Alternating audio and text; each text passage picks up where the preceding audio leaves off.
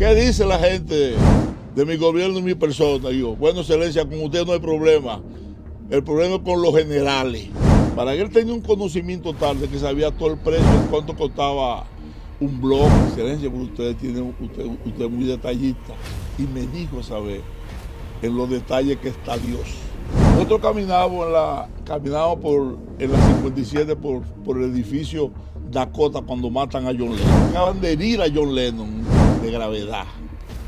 Si esos militares que van ahí ven ese señor detrás de un carro ahí. O pudo haber sido también herido Balaguer. No, yo puedo. Mis amigos de Al Tanto, qué bueno que nos acompañan como siempre, un placer, un privilegio hacer contacto. Suscríbanse a este canal de YouTube, Al Tanto TV, y déjenos saber qué les parece este contenido de alto valor que tenemos ya un tiempo haciendo para ustedes. Bueno, yo tengo aquí en primicia, señores, esto va a ser una joya, una delicia para chuparse los dedos. Es la casa del presidente Joaquín Balaguer, Máximo Gómez 25, parte atrás. Y aquí está Luis Acosta Moret el Gallo, que hace tiempo que no estaba con nosotros. Con el aplauso lo recibimos. Colomba, gracias por permitirme empezar la promoción del libro que pondremos en circulación. Pero antes quiero darte los créditos por este excelente estudio. Yo estoy maravillado y cuando entré pensé que estaba en un estudio de esa televisora grande, la NBC, que está en Rockefeller Center, porque me tocó caminar mucho ahí cuando andábamos con el presidente Joaquín Balaguer, y ellos tienen que envidiarte a ti, no tú a ellos. Y podríamos decir que esta plataforma es de verdad. Te felicito y realmente le está dando nivel a tu profesión y a tu profesionalidad. Te felicito de todo corazón y aprovecho aquí para saludar a tu madre, a doña Listeidi, que tú me dijiste que se está ahí recuperando. Así es. Que fue motivo de alegría para nosotros. Bueno, muchas gracias, señores. El Gallo, un personaje pintoresco, el hombre de los mosquiteros, el hombre de las gatas y de los gatos, de peinar a la mujer en el salón. Yo creo que si tuviéramos 100 políticos, activistas sociales como Luis Acosta Moret el Gallo, tuviéramos un mejor país. Y qué alegría poder verlo de nuevo en el ruedo con este libro. Pero se te quedó lo muy importante, el libro de moral y cívica. De esos aportes tenemos el libro de moral y cívica. Que desde el 2004 es un libro de consulta en la Secretaría de Educación, pero nunca lo incluyeron como libro de texto. Sí, yo creo que necesitamos más que nunca, a veces estoy aquí, más que nunca, necesitamos trabajar en el tema de conducta, especialmente de los niños. Es un libro ilustrado, miren qué bonito, que debería ser el libro, ¿verdad? Después de libro Nacho, ¿verdad? El próximo libro que le pondríamos a los muchachos. Y el primer libro de moral y cívica dominicano, porque el referente que teníamos antes era de Manuel Carreño, pero Carreño era venezolano. Y de ahí nuestra liga con los venezolanos. Señores, así como ha dicho el Gallo, tenemos en primicia Máximo Gómez 25, parte atrás. Y yo, este libro, señores, que el primer ejemplar lo tengo yo en mis manos. Dentro de las cosas que yo estoy viendo en el índice, parte del índice, una línea dice muñecas y bicicletas, que es una frase que yo siempre uso mucho cuando estoy ofreciendo aquí. Así que vamos a hablar de todo esto, de la casa de Balaguer, Máximo Gómez 25, parte atrás, el origen de este libro, la experiencia del Gallo al lado de Balaguer, que yo creo que lo del Gallo viene del Gallo, de Balaguer. Claro, no, ahí está en el libro Empecemos también. por el Gallo. Sí, no. Porque entonces el símbolo de su partido es el caballo, pero usted le dicen el Gallo. Sí, mira, el Gallo viene ligado al Partido Reformista. El símbolo del Partido Reformista es el gallo. Y no sé si tú te acuerdas, eso empieza en el 1976, cuando en la campaña del 78, nosotros correteamos por todo el país un gallo gigantesco de madera, que de ahí es que me sale el nombre del Gallo. Debido a que tú sabes que Balaguer andaba por helicóptero y yo llegaba con mi tráiler por abajo. Entonces cuando estaba el meeting en su buena. Entonces cuando entraba el Gallo, la gente le iba atrás Gallo. Y Balaguer le preguntaba, ¿y qué pasó? Que llegó Luis el Gallo. Entonces Balaguer prácticamente habla conmigo y me dice que él quiere echar los discursos sobre el gallo, porque había una competencia del símbolo con la figura, entonces él no quería eso. Entonces, desde la plataforma, ahí se dirigía a la multitud. Hábleme de esa plataforma, de ese tráiler y de ese gallo. ¿Cómo le surge a usted hacer esa figura? ¿Quién se la hizo? ¿Cuánto tiempo duró el mismo gallo? ¿Se iba cambiando? Se iba cambiando, pero mira, eso nace, mira, mi llegada a la casa de Balaguer, que está en el libro, en el 1976. Yo tenía una fábrica con mi hermana de hacer ropa de niño. Se llamaba Creaciones Mafarda. Entonces, en eso empezaba La Fuente. Entonces, yo iba a La Fuente a ver el show que presentaba Héctor de San Juan con el Bachán y Cali Carlos, que era el coreógrafo, ¿verdad? Pero yo empecé a ir a La Fuente y me enamoro de una bailarina brasileña y nos citábamos en el Salón Preciosa que estaba en el Hotel Jaragua. Bueno, un día llega Cali Carlos, yo no lo conozco, ella me lo presenta, y ahí hablando me dice él a mí que tiene problemas con la terminación de la ropa de la revista de La Fuente, y yo le he dicho para estar en ese ambiente que yo tengo unos talleres de ropa de niño, que mi hermana había estudiado en New York, en Laurent Taylor, y que era muy diestra. Naturalmente le di mi cotorra para que se interesara. Para meterse al medio ahí. Entonces llegamos a acuerdo, entonces hicimos un contrato. Si tú te acuerdas, o los que están oyéndome, nosotros instalamos detrás de la calle, en la calle Crucero Harén, detrás del Cine Triple, Cali Carlos Sepora, alta costura, pero el fuerte era la ropa de teatro. En ese tiempo ya empezaba la campaña electoral y yo ya sentía la pugna que había de los reformistas con la cruzada del amor. El símbolo del Partido Reformista es el gallo y de cruzada de amor la rosa. Entonces yo le digo a Cali Carlos, le digo a mi hermana, dame un vestido de algodón straple, le digo a Cali Carlos, píntame un gallo con la flor en el pico. Entonces me voy a la casa a ver cómo era la entrada. Y ahí por eso que tuve que el título es Máximo Gómez 25 parte atrás, porque la casa se dividía en dos partes. La de adelante vivía doña Emma, con don Mario, Chavo, Chichita, y atrás vivía Balaguer. Entonces la correspondencia llegaba, Máximo Gómez 25 parte atrás. Y yo decía, pues en el patio que vive. Entonces busco la forma de, tú sabes que Balaguer, antes de salir, le hacían una fila como de 40 y 50 personas donde él se enteraba de todo lo que pasaba en el país, porque iba la gente a pedirle, a decirle lo que sea, pero que ahí se enteraba de lo que pasaba en el país. O lo llevaban los dirigentes del Partido Reformista o las promotoras de la Cruzada de Amor. Bueno, yo voy con mi gallo, me ponen, y coincide que me ponen en la puerta que separaban Chichita y Emma para cuando Balaguer pasara. Entonces cuando Balaguer viene ahí, yo le saco el elemento del vestido con el gallo pintado, y Emma, que está en la esquina, dice, ¡ay, Elito! Han unido al Partido de la Cruzada. ¡Qué cosa tan bella! Bochán, que viene detrás, Javier, me dice, vaya donde el coronel Muñoz, la secretaría, porque es un vestido que se va a usar en los planes de acción social de la Fuerza Armada. Entonces el vestido gustó y era un elemento de propaganda. Pero una cosa, don Luis, ¿usted cómo se conecta con Balaguer? ¿Cómo usted ahí, espérate. O sea, usted va de fresco así. No, porque me puse a ver cómo era, o si no te llevaba un promotor, oye bien, o te llevaba un dirigente reformista, o los militares que hacían la fila, tú buscabas la forma de ellos. Yo me arreglé con uno, le dije, tú eres parte de esto, ponme en la fila, agárrate de aquí, y él es que me pone en la fila. Pero ¿cuánto le dio en ese agárrate de ahí? 300 pesos. Era una cuarta. Es rico, está bien, espérate. Entonces ya yo soy parte de esa publicidad. Un día doña Emma me invita a Salcedo y me manda a la secretaría. Yo estoy en la casa ahí dando vueltas donde Muñoz, que yo sé que es Muñoz, y el mismo que me lleva me dice, ¿tú sabes quién es Muñoz?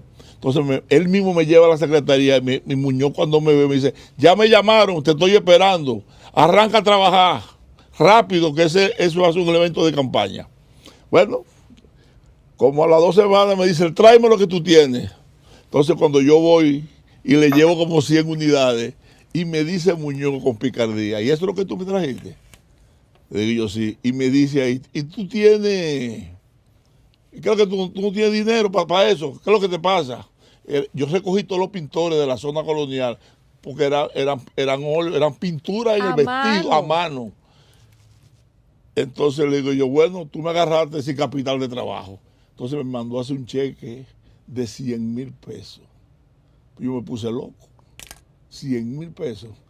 Tuve que comprar máquinas, preparar. Entonces me dice el mismo Cali Carlos, pero nada, a eso en serigrafía, ese diseño.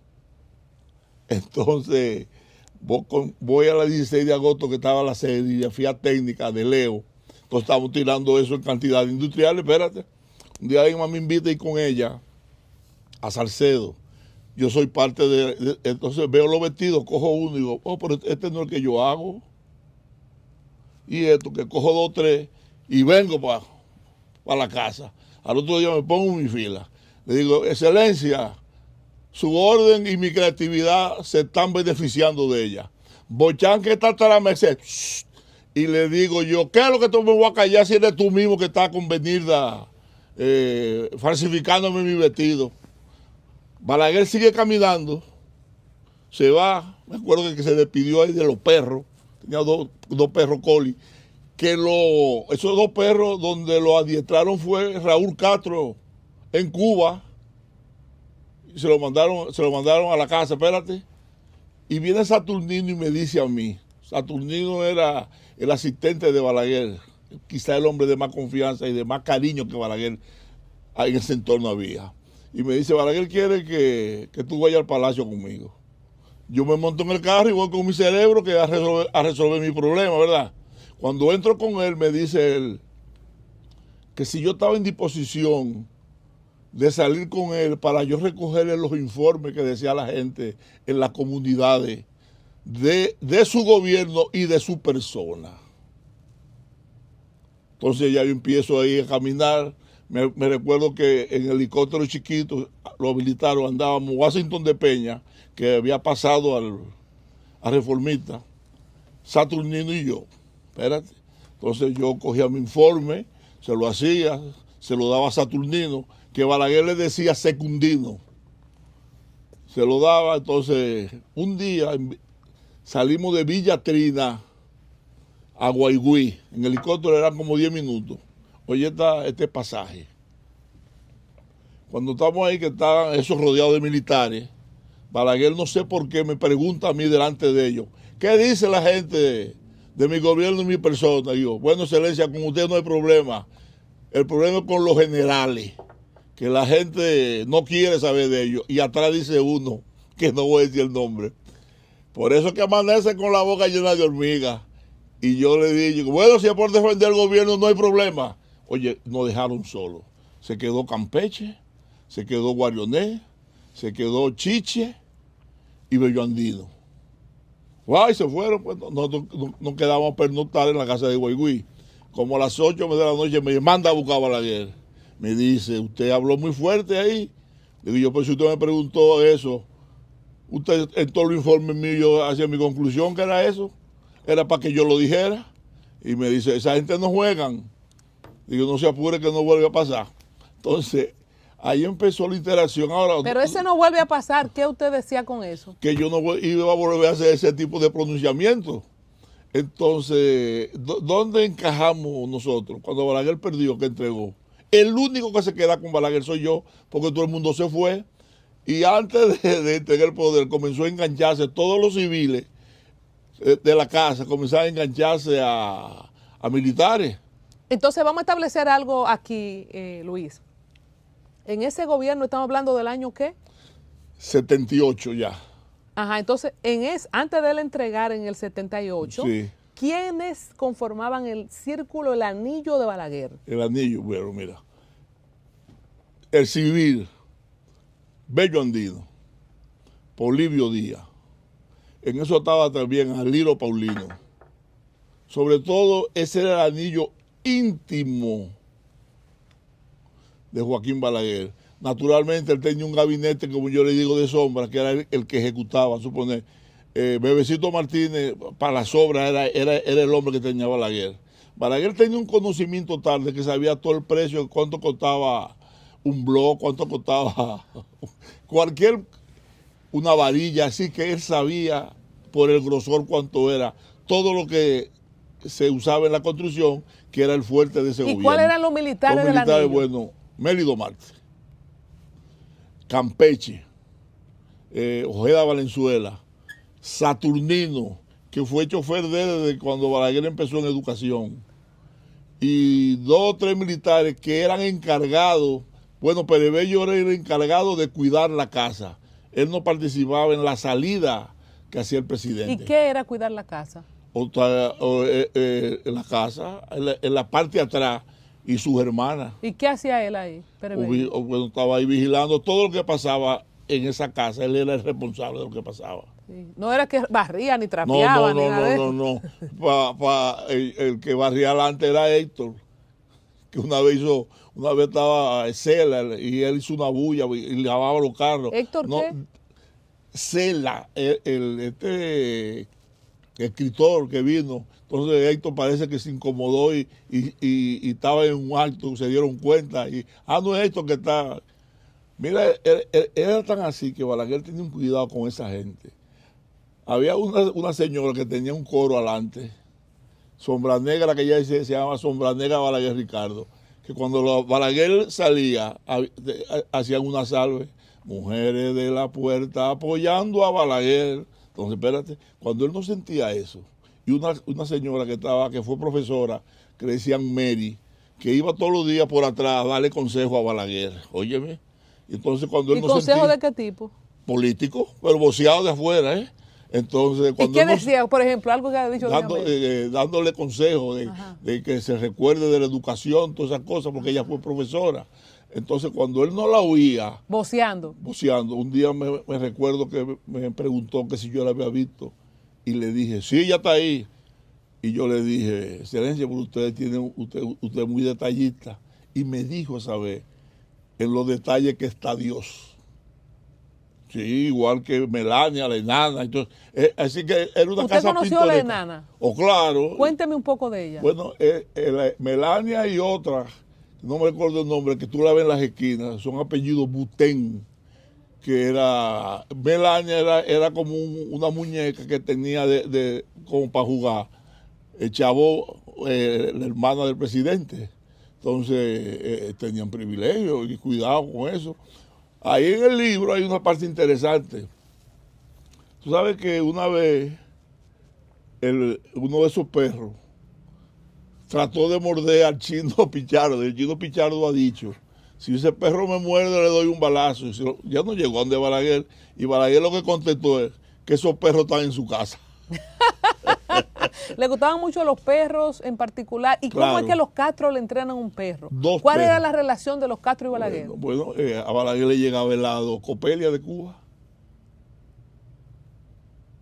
Oye, había una relación. Dice, mira, en el libro está, nosotros caminábamos en la 57 por el edificio Dakota cuando matan a John Lennon. Si nosotros salimos a la hora que salimos, evitamos esa muerte. Porque cuando llegamos, Balaguer se retardó, cuando iba a salir llegó Plácido Acevedo, que era presidente de la filial de Nueva York. O sea, ¿ustedes estaban ahí cuando mataron a John Lennon?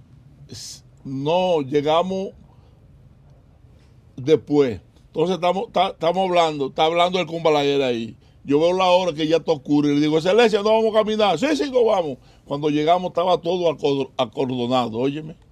Y viene, yo voy a preguntar qué es lo que pasa. Me dice, me dice, acaban de herir a John Lennon de gravedad. Se lo llevan ahí. Yo digo que lo evitamos porque nosotros mandamos una avanzada adelante. De los dos lados. A Lennon lo matan del lado de la calle, le dan un tiro. que si esos militares que van ahí ven ese señor detrás de un carro ahí. O pudo haber sido también herido Balaguer. No, bueno, la cuestión es que está acordonado ahí y el mismo presidente nos sugiere que vayamos a caminar a Rockefeller Center.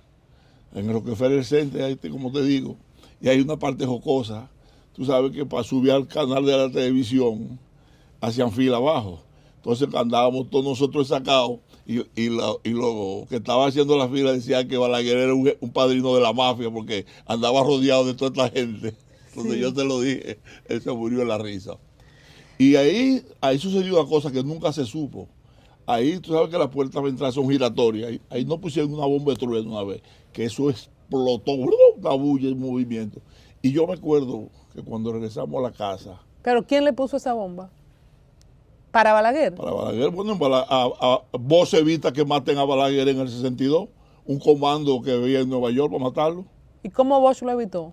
O porque vos estabas en Puerto Rico, vos va a Nueva York a buscar un permiso de trabajo y le dicen de la parte de la conjura que sería bueno que se fuese a Puerto Rico porque en cualquier momento, cualquier miércoles, ellos iban a hacerse atentado a Balaguer. Y Juan Bosch se paró y dijo, ustedes están locos, si ustedes hacen eso, los militares balagueristas que están conspirando contra el Triunvirato van a frenar la situación.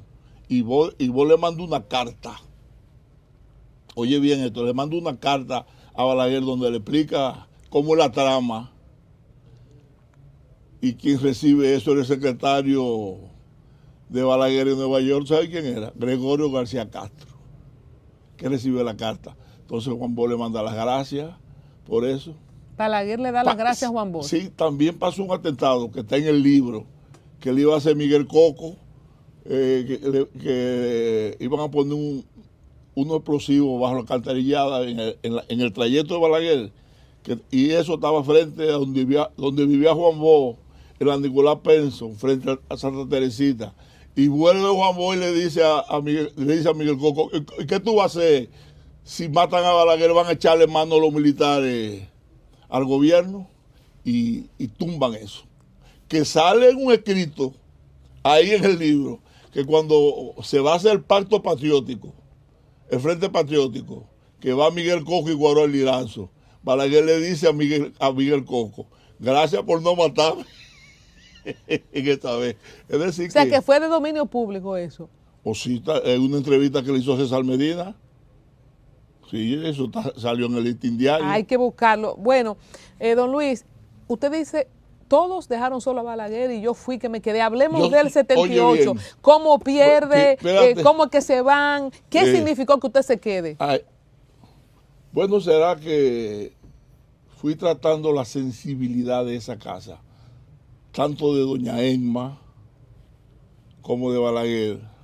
Escúcheme, ¿usted se hace automáticamente íntimo de doña Emma cuando se aparece con el vestido, con la flor? No, porque ya yo era parte de su equipo de publicidad, porque ese vestido lo repartieron en cantidades industriales a todo, y sobre todo en el campo, a toda vamos a decir, la simpatía del Partido Reformista. El gallo con la flor de la Cruzada del Amor en la boca fue su entrada a la casa de Balaguer. Esa fue mi entrada. Después hizo el gallo grande. Esa fue la pregunta inicial, que cómo es que surge el gallo grande. Ahí fue que nos quedamos. Bueno, es tan así que el gallo, como era el símbolo del Partido Reformista, yo me acuerdo que lo montaba en un tráiler, en una plataforma, alado por un jeep decapotado. Me acuerdo Usted siempre ha sido pintoresco. No, y sobre todo tenía una música que era el himno, la quinta de Beethoven, que era el himno de la victoria. Entonces, no prácticamente donde estaba el gallo estaba Balaguer. ¿Usted se robaba el show ahí? Claro. Con Beethoven en un jeep decapotable jalando un gallo del tamaño de un hombre, más o menos, el gallo. El gallo. No grandísimo, no, pero muy grande, y tenía un letrero. ¿Y quién le gana? Entonces, eso está en el libro. Como del tamaño de un caballo. Más grande, mucho más grande, pero un tráiler de eso como de furgón. De patana, sí. Sí, ahí está graficado, tú te das cuenta en el índice. Y eso, y es tan así, óyeme, cuando se pierde, se comienzan a enganchar todos los civiles. Bueno, que se enganchó a coronel Héctor Pereira Ariza, al médico, y Guarol Iranzo como coronel de la policía. Balaguer me llama y me dice que si yo no me voy a enganchar. Y yo lo que hago es morirme la risa. ¿Por qué engancharse era una salida para los civiles? No, como protección. Espérate, y yo le digo, Excelencia, pues yo no tengo fuerza moral para darle una orden de un cabo. Usted no va a seguir en esto, pues déjeme aquí que yo hasta para mandarle, para remedio le sirvo. Entonces, yo me quedo. ¿Usted se quería quedar en la casa? Con él. Como tal, lo abandonaron, todo el mundo se fue. Después que llega Samuel Pereira, que es el papá del administrador o del presidente del Banco de Reserva. Sí. O sea, el papá de Samuel Pereira estaba con usted en la casa de Balaguer. Por los dos, sí. ¿Y qué hacía Samuel Pereira? Bueno, nosotros éramos prácticamente éramos la confianza en cuanto a la seguridad cuando salíamos afuera. Debido a que una vez, cuando empezó a reestructurarse el partido de cara para la elección del 82, hubo un incidente, oye bien, en Dajabón. Balaguer tenía una escolta designada por el gobierno. Entonces, cuando acabamos el acto de juramentación de la directiva, una turba vino arriba y los militares que andaban con nosotros no querían salir. Y yo le digo, Samuel, sal, que vienen para arriba del doctor. Y le entramos a tiro a esa gente y se fue y se dispersaron. Entonces, ¿qué pasa? Como los encargados de la seguridad eran los militares, oigan bien, ellos estaban pensando más en su ropa y su cosa porque había una confrontación del PRD con el reformista que no quería que Balaguer saliera. Entonces, Estrada Medina viene y le da el informe de Balaguer y nos felicita a nosotros por la acción de protección física al doctor Balaguer. ¿Tú sabes qué hizo Balaguer? Sacó 2 ametralladoras en su caja que tenía y le dio una a Samuel y me dio uno a mí. Los guardias nos pusieron los sandinistas. Entonces, Samuel siempre estaba adelante, como está en la portada del libro, y yo detrás, éramos su sombra. Sí. De ahí suponer que esa parte, él habló con Saturnino, me imagino yo, por la forma, y nos asignaron esas armas nosotros para protegerlo. Para andar con él, sí. Porque le hicieron el limpio a Balaguer. O no, fue la primera salida y los militares no sabían cómo reaccionar frente a esa situación. Entonces yo le digo a Samuel, sal para afuera, que para aquí, es para arriba de nosotros que viene. Entonces comenzamos a tirar tiros, se dispersó. Entonces eso evitó esa agresión que le querían hacer. Porque había una orden del PRD, de Sánchez Baré, que Balaguer no podía salir a la calle. Me acuerdo que cuando empezamos a caminar en los barrios, yo saqué el eslogan, Balaguer camina a pie para pisar el PRD. Entonces... ¿Por qué no quería Sánchez Baré que salga a la calle, Balaguer? Hoy por la fuerza electoral que tenía Balaguer. ¿Cómo fue ese gobierno del 78-82? Mira, Balaguer y Guzmán, está ahí en el libro, hicieron mucha empatía. Y sobre todo, ellos se veían. Tuve donde está el Acuario Nacional. Sí. Esta era una casa de la Marina de Guerra y ahí se reunían. Y Balaguer le tuvo mucha admiración a Guzmán por la seriedad en el manejo de los fondos públicos. Mira, hay un dato ahí interesante. En la campaña que gana Guzmán, la familia de León Jiménez le dio un cheque a Guzmán. Óyeme. Bueno, cuando gana van allá a reclamar su vaina que aportaron y Guzmán mandó a buscar el cheque con Abraham Bautista y se lo devolvió a la familia de León Jiménez. Ese dato le llegó a Balaguer. Y llegaron a decía que Guzmán era un hombre muy, muy serio y respetaba los fondos públicos. Y llegaron a hacer una empatía cuando se suicida. Balaguer dice, ¿cómo lo hizo? Si éramos el equilibrio político del país. ¿Cómo manejó Balaguer esa situación del suicidio del presidente Guzmán? Nada, muy preocupado, porque había un fanatismo, el país estaba dividido en PRDistas y reformistas. Pero sería muy importante saber, de mano de un testigo de excepción, qué pasó el día de las elecciones en 1978. Fue un día interesantísimo. Bueno, como a las 12 de la noche por ahí, Balaguer regresa a su casa del Palacio. Se encampana allá atrás, se sube no sé las instrucciones que le dio a Pérez Bello, ¿verdad? Pero como a la media hora, a la hora, estaba ya ahí el general Marmolejo, llega Bochán Javier, me acuerdo que andaba con Benoit, con el coronel Benoit, el jefe del J2, que quieren hablar con Balaguer. Pérez Bello va donde doña Emma, para que sea doña Emma quien vaya a decirle eso a Balaguer, ¿verdad? Yo me acuerdo que estamos nosotros en la segunda planta llevando la contabilidad de los votos y de la mesa. Aníbal Páez, por suavizar la cuestión, le decía a Emma siempre, de que lleguen los votos de la sierra y del campo, nos vamos arriba. Estamos ahí, yo tengo la máquina llevando los reportes que nos están dando. Me recuerdo que ahí estábamos Juan Cheque, que era el oficial que tenía doña Emma, estaba Daisy Baez, estaba Pancracio, José Miguel de Peña, que fue director de ganadería, y estaba yo, y yo me acuerdo que le digo bajito a Pancracio, yo no sé cómo que lo van a alcanzar si cada vez que llega un reporte la distancia es mayor. Bueno, en eso llega Pérez Bello y le dice a Emma. Emma le dice a Daisy y a mí que lo acompañáramos allá atrás. Bueno, llegamos, doña Emma sube con Daisy, yo subo, yo me siento en el asiento de atrás y entran dentro Daisy y doña Emma. Bueno, sube Bochán. Bochán, yo estoy afuera, le propone un autogolpe. Balaguer le pregunta por los otros militares que si están en eso. Bochán se queda callado. Balaguer le da con el puño en la mesa, que brincando la figurita esa. A mí no se me da golpe de Estado. Pero el secretario de las Fuerzas Armadas, Bochán Javier, ¿por qué quería hacer eso? Porque ellos tenían los datos de que el PRD había ganado las elecciones porque ellos manejaban toda la información. Es más, que se habló hasta de volar las torres para romper las comunicaciones. Entonces se va Bochán para la Fuerza Armada con Benoit. Llega Vincho Castillo, llega Roberto Prat. Vincho sube donde Balaguer, habla con Balaguer. Después me enteré que él le dijo a Vincho, evita que se tire el pueblo a la calle, que yo estoy desmontando un golpe de Estado.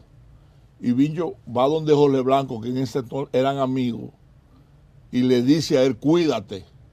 Entonces, ¿qué papel jugaba Vincho Castillo en las decisiones estratégicas del régimen balaguerista? Era muy importante porque Vincho era el que manejaba las leyes agrarias y Balaguer quería implementar ese código agrario porque realmente era una forma de aliviarle la situación de vida a los campesinos.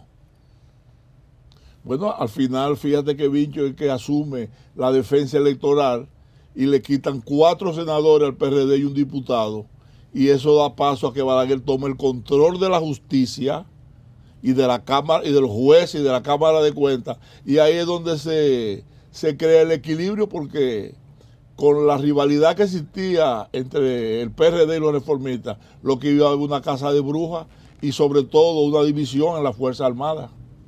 Entonces, ¿por qué el autogolpe? No le veo sentido. ¿Qué implicaba eso? O para evitar que el PRD llegara al poder. ¿Y quién iba a sustituir a Balaguer? Ah, bueno. Eso era cuestión ya de los militares, pero que era que estaban divididos. Ahí tú te entiendes por qué Balaguer mantenía una división en la Fuerza Armada. Porque entonces estamos a riesgo de que o era el poder detrás del poder, los militares. No. Tú te acuerdas que Balaguer hablaba de la ración del BOA y usaba la palabra incontrolable, porque había gran parte de los militares que respondían a la embajada americana. Eso eran los incontrolables. Sí, yo me acuerdo que oye bien lo que sucede el día ese, ¿verdad? Cuando se van y paran el conteo, a las 6 de la mañana, Rivera Caminera llega con una orquesta de la Marina de Guerra al patio tocando Chiquito pero Tupío. Eso sucedió el 17 de marzo. 17 de marzo. Y estaba Joséito Mateo ahí. Tocando Chiquito pero Tupío. ¿Y esto qué implica? Porque fue el tema de campaña que usó Balaguer en el 78. Pero ya estaba perdido. ¿Por qué fueron con eso? O porque comenzaron a llegar a los dirigentes reformistas de caído. El muro de la lamentación era ese, como llegó Balaguer. Entonces lo que pasa era que iban a parar el proceso democrático con el autogolpe. Entonces, y sobre todo, ahí había una gran división ya en la Fuerza Armada, porque había una serie de coroneles que estaban de acuerdo con el respeto a la voluntad popular. Silvestre Guzmán, ¿qué papel jugó en esa transición? Bueno, Silvestre Guzmán fue el candidato del PRD. ¿Y qué papel jugó en esa transición? Bueno, fíjate, mira, a raíz de la situación... Con los militares. Los militares negociaron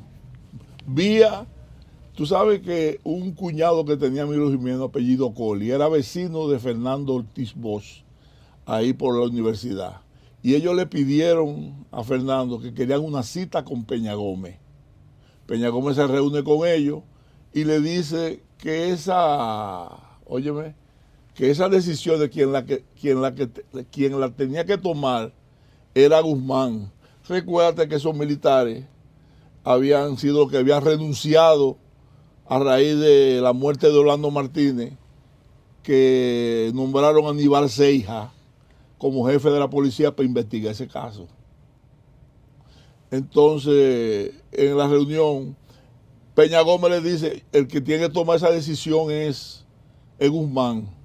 Entonces, Guzmán se reúne con Guzmán en la casa de un hermano que tenía Guzmán, que se llamaba Silvestre, en Los Prados.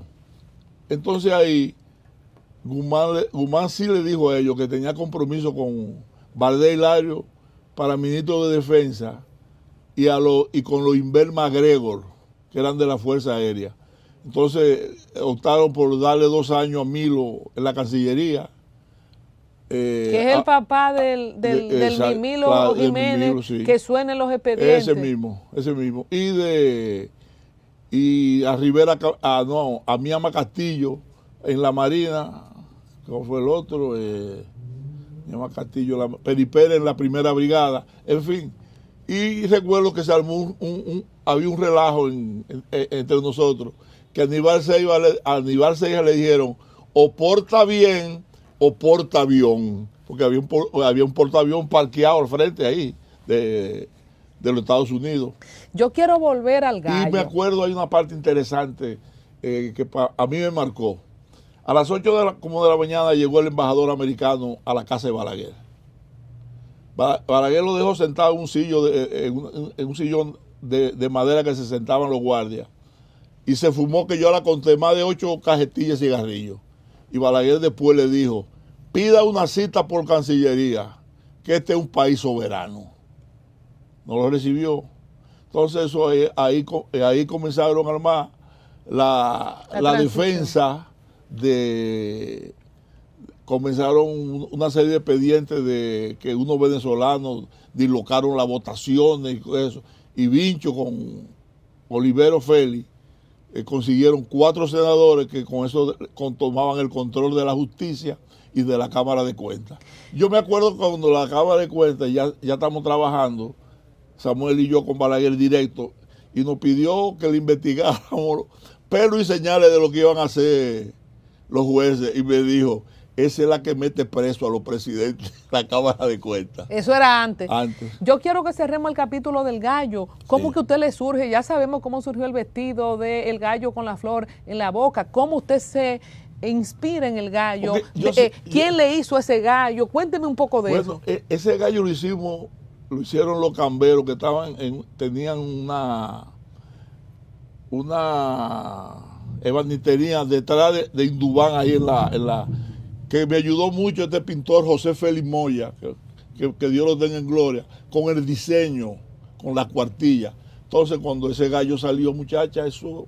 pero el gallo era más fuerte que la figura de Balaguer, porque los pueblos siguen símbolos ¿Cuántos años se usó ese gallo? ¿En cuáles años? No, se usó en la campaña del 78, se usó en las 82 hasta el 86. Después ahí vinieron unos conflictos de nosotros políticos. Entonces, recuerda que ese gallo después yo lo trasladé a la casa de Álvarez Bogar y se armó un rebú. Vamos a hablar de los conflictos ahora, pero sí. Cuénteme rápidamente. Señores, nosotros tenemos que hacer una serie con la Máximo Gómez 25, parte atrás. Es el nuevo bestseller que yo lo auguro desde ya, de la autoría de Luis Acosta Moreta, El Gallo. No vamos a poder cumplirlo todo en un solo programa. ¿Qué pasó en el 78-82? ¿Cómo vive la oposición Balaguer? ¿Cómo usted y Samuel Pereira Padre acompañan a Balaguer? ¿Y quiénes se le sumaron en ese tiempo de estar afuera? Bueno, fíjate, a lo largo, el Partido Reformista no tenía relaciones internacionales y fíjate que aquí el Partido Reformista Social Cristiano hacen acuerdos con los social cristianos y quien maneja esa parte, me acuerdo yo que fue Aristi Carbani de Venezuela, que era el canciller, cuando el partido adquiere, se unifica, o sea, hay una unificación de los reformistas con los social cristianos y ahí se funda el símbolo del Partido Reformista, era el machete verde. Fíjate que el símbolo nuevo era sobre el machete estaba el gallo. Y integraron a esa cantidad de dirigentes social cristianos que sí eran muy capacitados políticamente, pero no tenían estructura social. Eran generales sin tropa. Entonces ahí adquiere la parte internacional. Naturalmente después... Perdóname, ¿quién era el presidente de los social cristianos? En esa época era Alfonso Moreno Martínez, me parece. Entonces, uno era el Partido Reformista y otro era el Social Cristiano. Y luego se convierte en el PRCC. Estamos dando cátedra de historia política. Y por eso que antes era Partido Reformista. Cuando la unión era el Partido Reformista Social Cristiano. Mira, y bien que le quedó ese apellido. Sí, además no hubo integración de Rafael Caldera y cosas. Y había una relación entre los socialcristianos de Venezuela y los reformistas de acá. Fíjate que... Esos amores con Venezuela son viejos, ¿eh? Claro, comenzaron a mandar, la Konrad Adenauer, la fundación, comenzaron a ir reformistas a formarse políticamente a Alemania. En esos 12 años de atrás de Balaguer, ¿cuáles eran los principales operadores políticos? ¿De Balaguer? ¿En el gobierno o en el partido? Bueno, en el poder, vamos a llamarle así. Bueno, para mí el principal era Polibio Díaz y Bello Andino. Después había una serie que de una forma u otra estaban ligados, que venían desde suponer en obra pública, Bebecito Martínez. En la parte que yo viví, Guaroa se viene a integrar como en el 78, porque recuérdate que Guaroa quiso hacerle un atentado a Balaguer. ¿Cómo? Cuando el MIDA, sí, porque cuando Balaguer y Lora llegan en el 66, en el 68 Lora se va del Partido Reformista y forma el MIDA, y se lleva una cantidad grande de dirigentes del Partido Reformista. ¿Y Guaroa Liranzo se fue ahí?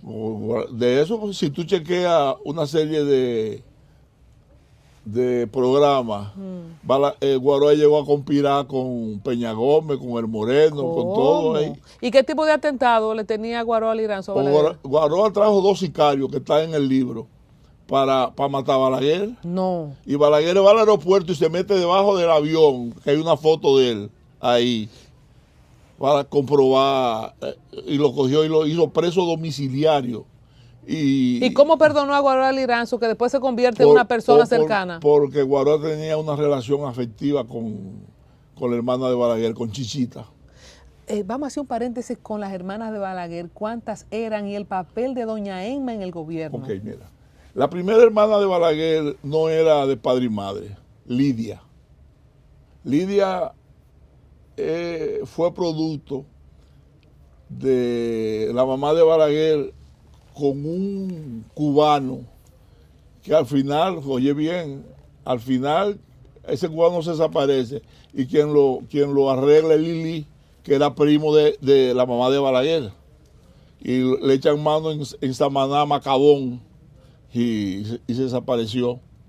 Entonces, la primera hermana de Balaguer, Lidia, era enfermera que fue la compañera del doctor Mocoso Puello, y esa hora que tuve cartas a Evelina, se supone que era ella. Bueno, que Lidia no está enterrada en el Panteón de los Balaguer, sino se quedó en la Máximo Gómez, en una tumba al lado de Mocoso Puello, porque la hija de Lidia, Carmen, dijo que no, que ese fue un deseo de su madre, que la enterraran junto a Mocoso Puello.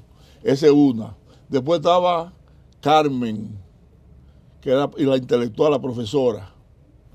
Después estaba Chichita, estaba Chabó y estaba Emma. Todas, él era el único varón. El único varón era él. Elito, ¿por qué le decía Elito? Esa parte no sé, eso era de mucha confianza. Yo me acuerdo que una vez yo le dije Elito y doña Emma me dijo a mí, le puede decir Elito. Ahí hay un capítulo interesantísimo que da mucha risa. Tú sabes que nosotros salíamos a caminar para el mirador. Un día vamos a salir, parece que Balaguer se desvió por descuido de Pérez Bello y va para frente al carro a chocarlo. Y yo le brinco arriba y lo agarro. Le digo, si sigue caminando va a chocar con el carro. Y me dice, él suélteme. Le digo que si lo suelto va a chocar, que me suelte. Y lo suelto. Y se dio un tablazo abajo, ahí abajo. Espérate, lo llevo hasta... Porque él no veía. No, él estaba ciego. ¿En qué año fue eso?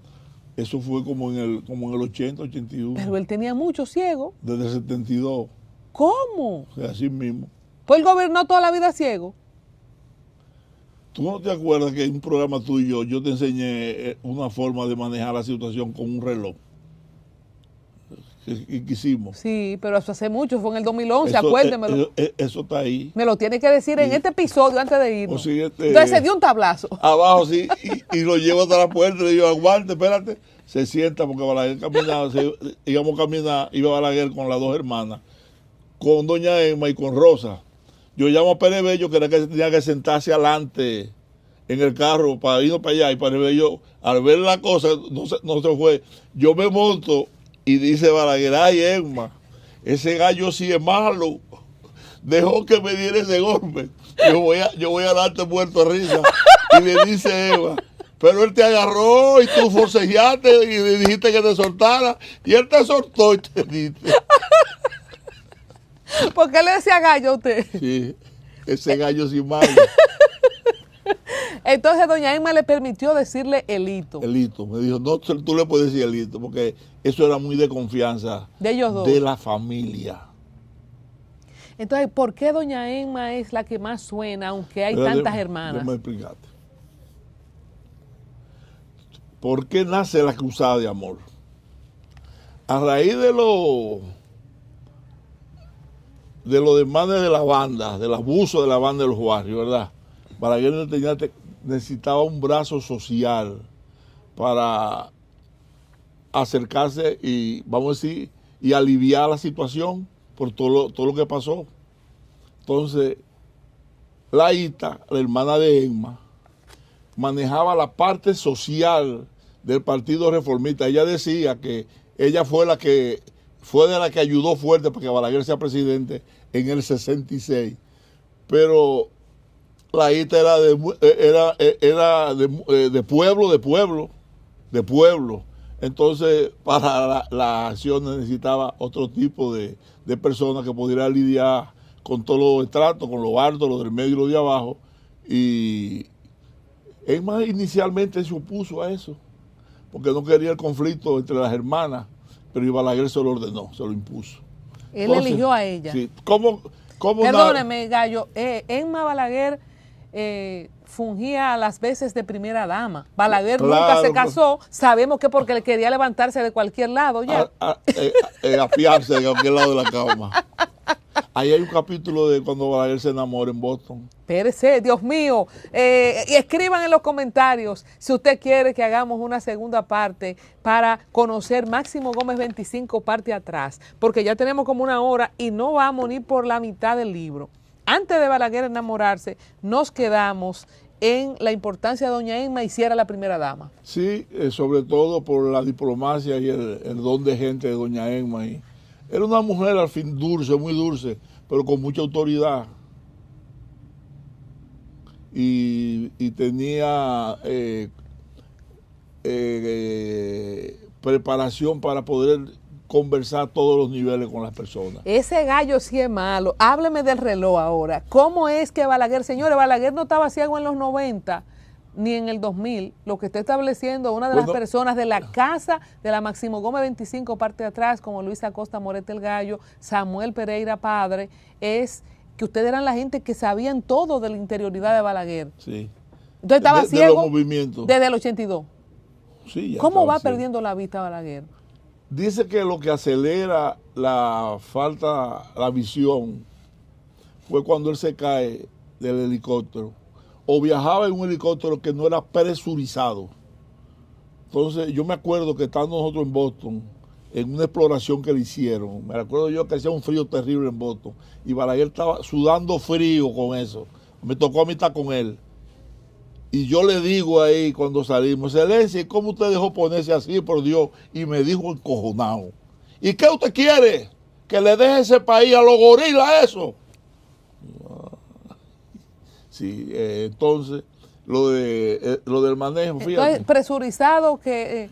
la cabina del helicóptero. Y él usaba mucho helicóptero. Por el problema de la presión atmosférica y esa cosa. O sí, pero dicen que se dio un golpe en la cabeza. Yo no estaba ahí con él cuando se cayó ahí en Villa Altagracia, que hay una parte jocosa que me contó Saturnino, que cuando venían en un helicóptero atrás, Saturnino venía atrás, baja Saturnino, el otro helicóptero que lo manejaba Polanquito, se viene para el Palacio, y Polanquito se mete y me dice que al final, cuando ve la luz, que viene Milo con Balaguer montado a Calitomé. Y dijo, ¡ay, están vivos! Y Balaguer lo que dice es cuando para el carro, bueno, esta agua me puede dar un resfriado después de haber salido, que llega vivo. Está preocupado por un resfriado. Bueno, una cosa que queremos establecer es el reloj. ¿Cómo ustedes se comunicaban? Fíjate, sí. Había problemas cuando hacíamos actividad, ¿verdad? Porque existía la duda si Balaguer veía o no veía, ¿verdad? Y yo yo le digo al presidente, pero vamos a resolverlo. Hágase de cuenta que somos un reloj, que estamos en la mitad del reloj, y usted siempre está a las 12 de frente, ¿verdad? A las 9 a la izquierda, a las 3 a la derecha, 9, 10, 11 y 12. Entonces la gente se colocaba a los lados para para saludarlo, pero era más para ver si veía o no. Y Samuel estaba en el frente para colocar a la gente que viniera. Entonces a veces se ponían a las 3 venía Balaguer, y a las 9. Y voceaba uno, no diga que está ciego, espérate. Balaguer se la llevó. Entonces a veces yo le decía, el reloj está lleno. Entonces comenzaba y hacía 360 grados. No, 180, porque estábamos nosotros. Okay. Era de ahí para adelante. El reloj está lleno. No, sí, el reloj está lleno. Entonces ¿Por qué era importante que la gente no supiera que Balaguer estaba ciego? Sí, fíjate que eso se para de los comentarios. Cuando Balaguer dice en un programa que él no iba al palacio a ensartar agujas ni a hacer práctica de tiro al blanco, que él iba a gobernar. Ya dejaron de hablar más de la ceguera de Balaguer. Entonces, señores, no hemos entrado a la vuelta de Balaguer de los próximos 10 años. Estamos en los 12 años de Balaguer. Una cosa importante es que Balaguer tuvo hijos, pero no declaró ninguno. Usted dice, se enamora en Boston. Hablemos del que se enamora. Hay un capítulo ahí de la llegada de Alexis Joaquín Castillo, que es jocoso. Balaguer estaba escribiendo el libro La Isla al Revés. Y me manda de Boston aquí. Oye bien, me manda de Boston a averiguar la estadística que hay de la migración haitiana.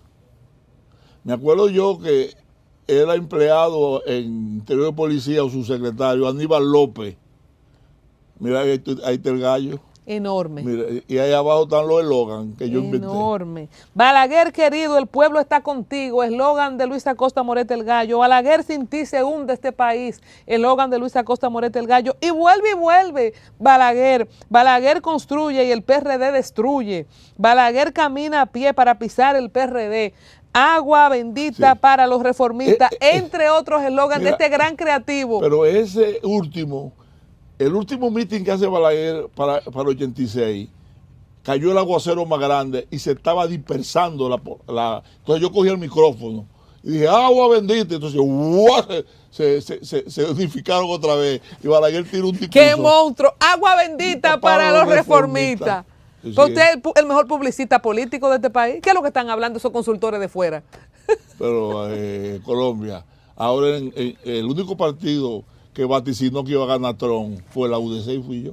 Después todo el mundo decía que iba a ganar Camara y los demócratas. Se fueron con el AMAG. Alexis Joaquín Castillo. Sí, entonces estaba Balaguer escribiendo el libro, me manda a buscar la estadística y no hay nada. Oye esto.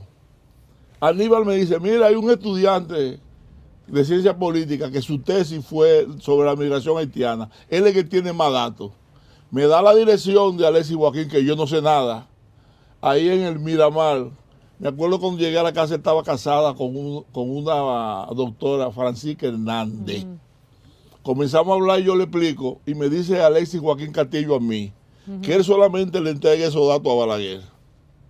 Le digo, ¿y por qué eso? Me dice, no, porque yo soy hijo de él. Y yo, ¿cómo? Espérate, bueno, yo no me da los datos, yo arranco para Boston, me manda a buscar el presidente y me pregunta, ¿y los datos? Y le digo yo, no hay nada, excelencia, solamente hay un estudiante que hizo una tesis de grado, que es abogado de ciencia política, y se llama, y me detengo, Alexis Joaquín Castillo. Seguimos hablando y no me dice nada, yo no le digo nada. Vuelve y me manda a buscar la semana. ¿Que dónde están los datos? Digo, pues, excelencia, pues le dije de este estudiante, y vuelvo y le digo a Alexis Joaquín Castillo, y se queda callado y no me dice nada. Cuando vamos a regresar para acá, me llama. Digo yo, mire, excelencia, otra vez van 3. Y le dice a Alexis Joaquín Castillo, ¿qué es lo que pasa? Que él me dijo que era hijo suyo. Y Balaguer lo que me dice a mí, mire, yo no lo mandé a usted a averiguarme para el teco, sino a buscarme los datos. Los datos de eso. Entonces cuando regresamos, como la semana, me da la llave de la puerta de atrás y me dice que se lo traiga. Como llegamos, Perebello ve la cosa, el Perebello jefe de la casa, y parece que no le notifican nada a él. Y parece que hace un comentario o algo y se lo dicen a Chichita y a Emma que yo le traje a ese muchacho, a Balaguer, y se arma un reperpero abajo, una bulla, una vaina. Balaguer me manda, ve a averiguarme qué es lo que pasa allá abajo. Cuando yo bajo, yo veo allá en una esquina Perebello. Y doña Emma, le digo, doña Emma, mire, el presidente me mandó a averiguar que quién fue que le dijo eso a usted y a Chichita. Que él sabía el dolor que eso podía causarle. Y así se hace Balaguer y me dice, arregla tú eso, me dice a mí. Y yo subo y le digo, excelencia, no lo conoce, no conoce a nadie, ahí no hay problema. Se quedó eso así. Y mira, cuando Balaguer recibe a Alexis, ¿sabe cómo lo recibió? Ahora me entero que tengo un hijo que estudió mi mía profesión. Lo dejó mudo. ¡Pam!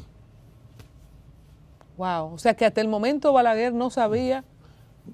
No sé si sabía o no. ¿Y la madre qué vinculación tenía con Balaguer? Me parece que era profesora. Me parece que era profesora en educación. Entonces, ¿cuántos hijos? Señores, vamos a dejar este momentum en nuestra segunda edición de esta serie que sin duda vamos a hacer con la Máximo Gómez 25 parte atrás. La historia política y cultural dominicana está salpicada del vuelve y vuelve, de muñecas y bicicletas, de mientras Balaguer respire, que nadie aspire y tantas cosas. Esa no es mía. De un testigo, bueno, pero de todo lo que Balaguer resignificó, ¿verdad? Sí. De un testigo de excepción. Vamos a hablar de los hijos de Balaguer. Solo dígame cuántos hay, cuántos son. Bueno, yo tengo contabilizado como 7. como 7, sí, así. Pero yo entiendo en gran parte que la gente habla de que no lo reconoció. Yo creo que también era por seguridad. E igualmente, las hermanas de Balaguer no salían de la casa, estaban todas encerradas. La que salía era Emma y era con una escolta. Porque a raíz de los secuestros que le hicieron unos empresarios, tú oyes, Balaguer prohibió que salieran de la casa porque él decía que él no negociaba con delincuentes. Entonces, señores, esperen, escríbanos, comenten cuál fue el papel de Guaroa Liranzo, de Pérez Reyes, de Aníbal Páez, de Pérez y Pérez, de los hijos de Balaguer en una segunda entrega con Luis Acosta Morete el Gallo, el más creativo de todos los políticos dominicanos. De lo que Balaguer consultaba y hablaba se me pasó a Ramón Fon Bernardo. Todo eso, Rafael Molina Morillo, Freddy Ginebra, toda la parte cultural, bueno, todo el gobierno. Yo no, de Freddy Ginebra, yo me acuerdo que siendo yo estudiante de La Salle, él era el tutor de nosotros y hacía mucho cineforum, pero yo no me acuerdo de esa relación. La página en blanco, pero no me lo diga ahora para que la gente sintonice el próximo episodio. Gracias. Está bien, gracias. Colombia y vamos a empezar esa serie que es interesante. ¿Ya empezamos? Que se conozca la intrahistoria, porque es la parte que Balaguer está fuera del poder. El libro. ¿Y cómo es que pero se me han quedado cantidad de cosas que yo sé que la gente va a reclamar que quieren su historia. Pero también, señores, cómo es que se pelean el Gallo y Balaguer en una próxima entrega.